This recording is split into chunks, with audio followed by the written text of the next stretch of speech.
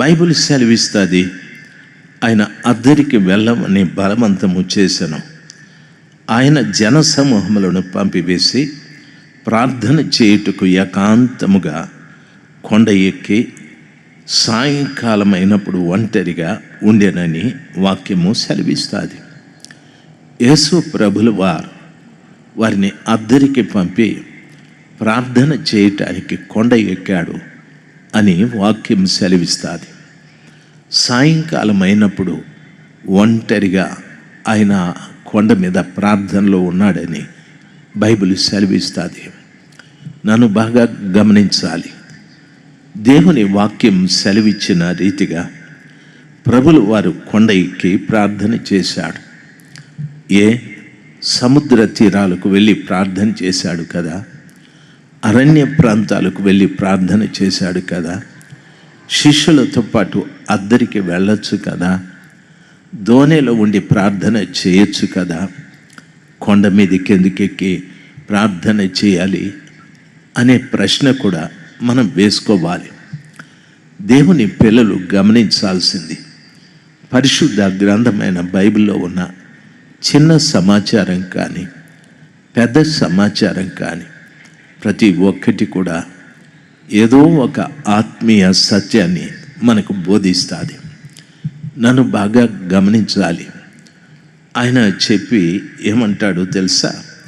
ఒంటరిగా అక్కడ ఉండేను. అప్పటికి ఆ దోణి దరికి దూరముగా నుండగా గాలి ఎదురైనందున అలల వలన కొట్టబడుచుండెను. రాత్రి 4వ జామున ఆయన సముద్రం మీద నడుచుచు వారి యొద్దకు వచ్చాను అని వాక్యం సెలవిస్తుంది. ప్రభులు వారు కొండ మీదకి వెళ్ళాడు. అద్దరికి వెళుతున్నటువంటి దోణి గురించి చెప్పారు. వారికి గాలి ఎదురైనందున వారు అలల చేత కొట్టబడుచు ఉన్నారు. వారు చేరవలసిన సమయానికి చేరలేకపోతూ ఉన్నారు. అది 4వ జాము.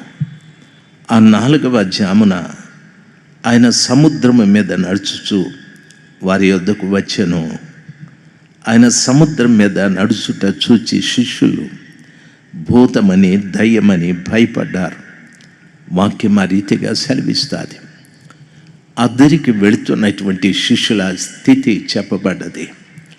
గాలులు ఎదురయ్యాయి కాబట్టి ఆ దోణి వారు నడపలేకపోయారు. అది ఏ రోజు అంటే, ఏ గడియ, ఏ జాము అంటే 4వ జాము అన్నాడు. ఈ 4వ జామున ప్రియులరా, అద్దరికి వెళ్ళే వారికి చాలా కష్టాలు ఉంటాయి. ఈ 4వ జామున పరలోక ప్రయాణం చేసేవారికి చాలా ఇబ్బందులు ఉంటాయి. దేవుని వాక్యం సెలవిచ్చిన రీతిగా నీ పక్కింటి వారే నీకు వ్యతిరేకులు అవుతారు. నీ ఇంటి వారే నీకు వ్యతిరేకులు అవుతారు. నిన్ను అంకులని పిలిచేవాళ్ళే నీ మీద కత్తి దూసేవాళ్ళు అవుతారు. నీ మీద కర్ర విసిరేవాళ్ళు అవుతారు. దయచేసి వినాలి, ఎందుకంటే 4వ జాము అని చెప్పబడింది. 4వ జాము అంటే రోజుకి దరిదాపు 8 జాములు ఉన్నాయి. 8 జాములు అంటే ఉదయం 6 నుండి 9 వరకు ఒక జాము, 9 నుండి 12 వరకు ఒక జాము, 12 నుండి 3 వరకు ఒక జాము, 3 నుండి 6 వరకు ఒక జాము. ఈ రీతిగా 8 జాములు. జాముకు 3 గంటలు.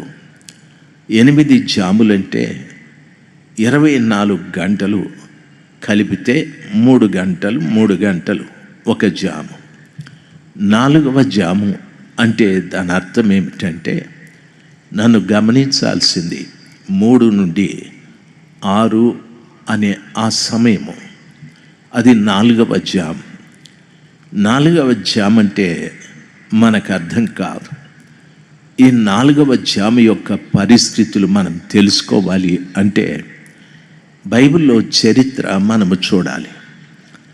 బైబిల్లో చరిత్ర కొన్ని కుటుంబాలను గురించి చెప్పారు. రాజులను గురించి చెప్పారు, వ్యక్తిగతంగా వ్యక్తులను గురించి చెప్పారు, స్థలాలను గురించి చెప్పారు, దేశాలను గురించి చెప్పారు.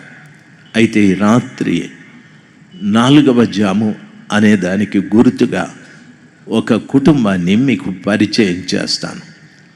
ఆ కుటుంబము అబ్రహాము నుండి ప్రక్కకు వెళ్ళిపోయి సొదొమ ప్రక్కన గుడారం వేసుకున్న ఒక కుటుంబం. ఆ కుటుంబపు యజమాని పేరు లోతు. మీకు బాగా తెలుసు. దయచేసి గమనించాలి. ఆయనకు చక్కటి భార్య, 2 కుమార్తెలు కూడా ఉన్నారు. వారు అబ్రహామును విడిపోవటానికి గల కారణం వారి మందలు, లోతు మందలు, అబ్రహాము మందలు విస్తరించాయి. వారి మందలు కలిపి మేసుకోవటానికి వీలు కాక ఆ మంద కాపరులు పోట్లాడుకుంటూ ఉన్నారు. ఆ మంద కాపరులు పోట్లాడుకుంటూ ఉంటే ఆ సమాచారం అబ్రహాము గారికి తెలిసి తన సోదరుడైన లోతును పిలిచి, తమ్ముడు, ఇదిగో ఈ కాపరుల ద్వారా మనకు మనస్పర్ధలు రాకూడదు. దయచేసి ఈ స్థలం నీ ఎదురుగా ఉంది, నువ్వు ఏ స్థలాన్ని కోరుకుంటావో కోరుకో, నీవు అక్కడికి వెళ్ళు, నేను ఇంకొక ప్రదేశానికి వెళ్తానని అబ్రహాము గారు చాలా సౌమ్యంగా చెప్పారు. అప్పుడు లోతు తేరి పార చూశాడు. ఆ ప్రదేశం అంతా కూడా తేరి చూశాడు. ఆయన ఆ రీతిగా తేరి చూసినప్పుడు సొదొమ, గొమొర్రా పట్టణాలు యెహోవా తోటలాగా కనిపించాయి. మరలా ఒక పర్యాయం అది సొదొమ, గొమొర్రాలాగా కనిపించాయి. లోతు అడగాల్సింది, అన్నా, అదేది యెహోవా తోటలాగా ఉందే, అదేమిటది సొదొమలాగా ఉందే, గొమొర్రాలాగా ఉందే అని అడుగుండాలి. లేదు, లోతు తాను ఆ విషయాన్ని చూసి కూడా ఇది యెహోవా తోటే అనుకొని అన్నను అడిగాడు, నేను ఆ ప్రదేశానికి వెళ్ళిపోతాను అనని. అబ్రహాము గారు అతనికి ఏమీ కూడా అభ్యంతరాన్ని చెప్పలేదు. ఆయన తాను, తన పరివారం అంతా కూడా, తన భార్య, తన పిల్లలు, తన మందలు అన్నీ తీసుకొని సొదొమకు వెళ్ళిపోయాయి. సొదొమ పట్టణం దగ్గర ఒక గుడారం వేసుకొని అక్కడ వారు కాపురం మొదలుపెట్టారు. నేను 4వ జామును గురించి చెప్తున్నాను, మీరు జాగ్రత్తగా వినాలి. అక్కడ ఆయన కాపురాన్ని మొదలుపెట్టారు. అయితే ఒక్క రోజున ప్రభుల వారు అబ్రహాము దగ్గరికి వచ్చారు. అప్పుడు అబ్రహాము మమ్రే వనంలో ఉన్నాడు, సింధూర వృక్షం కింద కూర్చున్నాడు. అప్పుడు ప్రభు ఆయన దగ్గరికి వచ్చినప్పుడు అబ్రహాము లేచి వాళ్లకు సాష్టాంగ నమస్కారం చేసి, మహాప్రభువులారా, మా ఇంటికి రండి, ఈ ఎండవేళ కొంత మీరు సేద తీర్చుకొని వెళుదురు అని చెప్పి వారిని బలవంతం చేసి తన ఇంటికి తీసుకొచ్చి ఆయన చక్కటి భోజనాన్ని వాళ్లకు ఏర్పాటు చేశాడు. భోజనం చేసి వెళ్ళేటప్పుడు ఆ దేవుడు వారితో మాట్లాడాడు, నీ భార్య అయిన శారా గర్భం ధరిస్తుంది అనని. అప్పుడు శారా తల్లి ఆ గుడారంలో నుండి చూసి నవ్వాది. అంటే తన ఇంటికొచ్చిన దేవుడు చెప్పిన మాటలు ఆమెకి పరిహాసంగా అనిపించాయి. కారణం ఏమిటంటే శారా తల్లి వృద్ధురాలైపోయాది. తన శరీరంలో జవసత్వాలు ఊడిగిపోయాయి.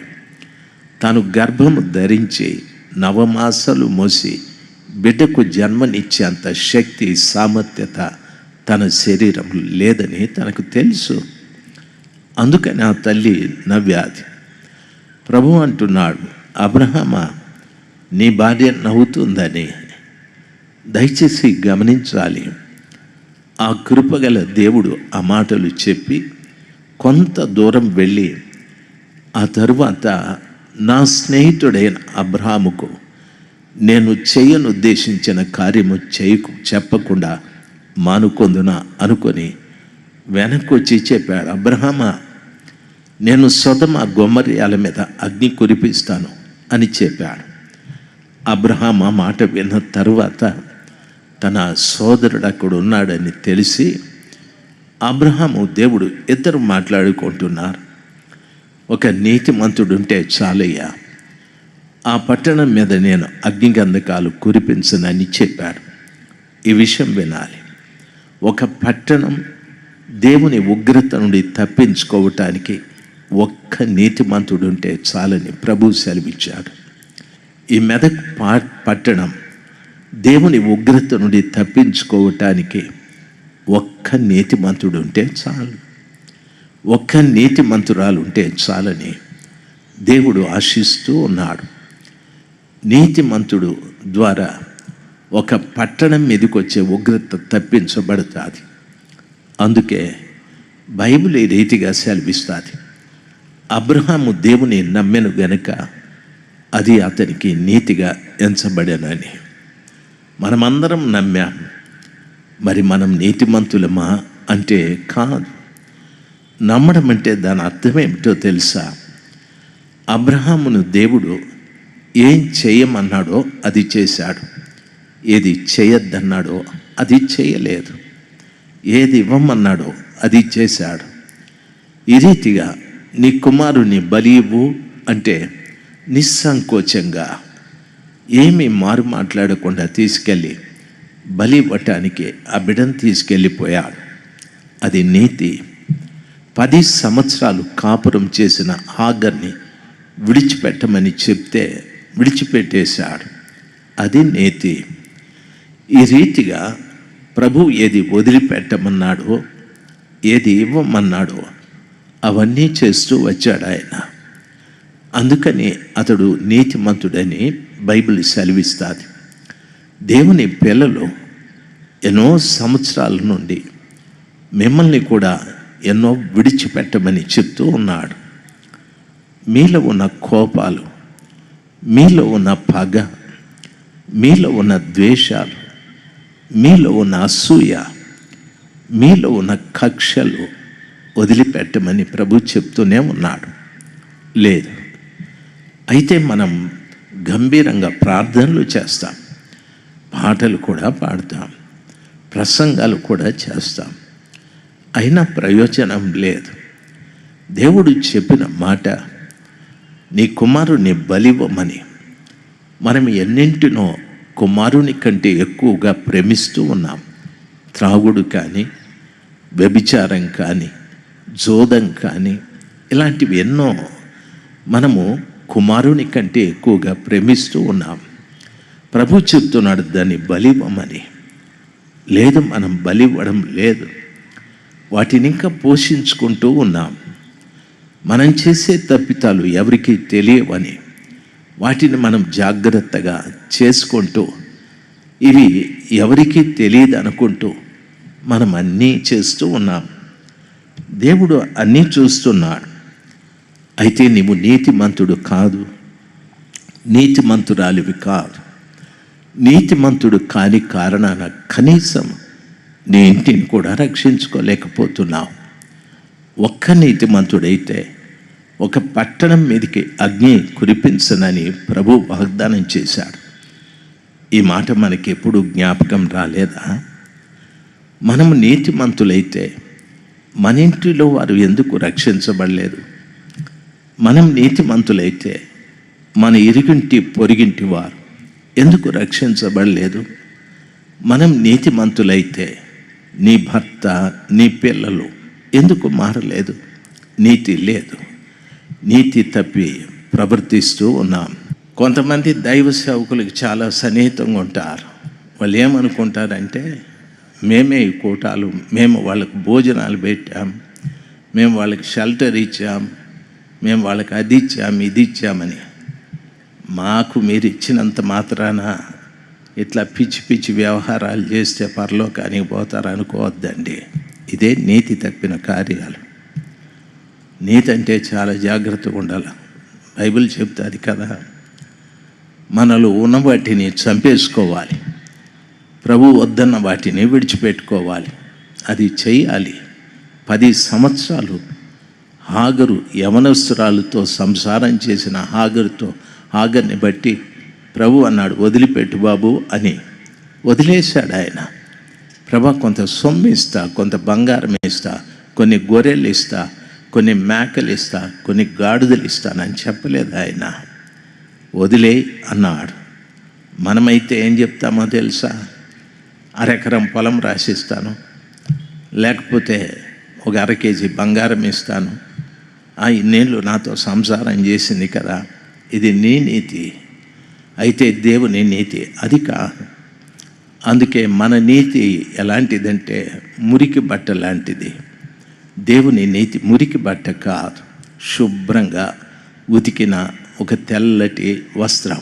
నేను ధరించుకున్న వస్త్రం కాదు. సర్వశక్తిమంతుడైన దేవుని పిల్లలుగా ఆలోచించాలి.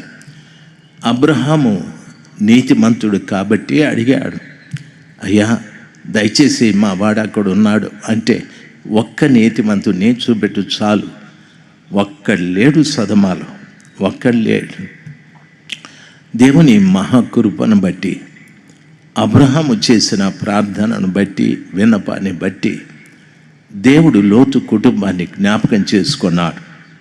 ఆ రోజు రాత్రో అగ్నికందకాలు దేవుడు కురిపించాలని తీర్మానం చేసుకున్నాడు. అందుకని తన స్నేహితుడైన అబ్రహామును బట్టి ఆ ప్రాంతంలో ఉన్నటువంటి లోతుని తప్పించటానికి 2 దూతల్ని పంపించాడు ఆయన. వారిద్దరూ కూడా సొదొమ పట్టణపు మధ్య వీధిలోకి వచ్చారు. అప్పుడు లోతు ఆ సొదొమ పట్టణంలో ఉన్న పెద్దలతో కూర్చొని ఏవో పనికిరాని కబుర్లు చెప్పుకుంటూ ఉన్నాడు. అయితే ఆ మధ్య వీధిలోకి వచ్చిన వారిని చూసి గుర్తుపట్టి పరిగెత్తుకుంటూ వచ్చి, మహాప్రభువులారా, మా ఇంటికి రండి, మా ఇంట మీరు బస చేయండి అని చెప్పారు. అయితే వాళ్ళు, లేదు ఈ మధ్య వీధిలోనే మేము ఉంటాం, మీ ఇంటికి రామన్నారు. దానర్థం లోతు ఇల్లు మధ్య వీధి కంటే ఘోరంగా ఉంది. నన్ను గమనించండి. ఆ ఇంట్లోకి దేవదూతల్ని తీసుకెళ్ళాడు. ఆయన భార్య ఏమైనా మాట్లాడిందా? ఆయన కుమార్తెలేమైనా మాట్లాడారా? దూతలతో వాళ్ళు ఏమీ ప్రస్తావించినట్టు కనిపించలేదు. లోతు అంటున్నాడు, దూతలు అంటున్నారు, ఇదిగో అగ్నికందకాలు కురిచే సమయం దగ్గర పడ్డదయ్యా, దయచేసి నీవు నీ భార్య పిల్లలు బయలుదేరండి అంటే, ఒక్క క్షణం నాకు అవకాశం ఇవ్వమని పరిగెత్తుకుంటూ ఊర్లోకి వెళ్ళాడు. ఎందుకో తెలుసా? తనకు కావలసిన అల్లుళ్ళ కోసం, తన కుమార్తెల కొరకు ఆయన అక్కడి వాళ్ళని అల్లుళ్ళుగా ఎన్నిక చేసుకున్నారు. అందుకని ఆయన పరిగెత్తుకుంటూ వెళ్ళాడు. బైబిల్ సెలవిస్తుంది, లోతు ఇంకను తడువు చేయగా అనని. ఈ రోజున ప్రభు రాక సంభవిస్తుంది అంటే చాలామంది ఈ రోజున తడువు చేసేవారే ఉన్నారు.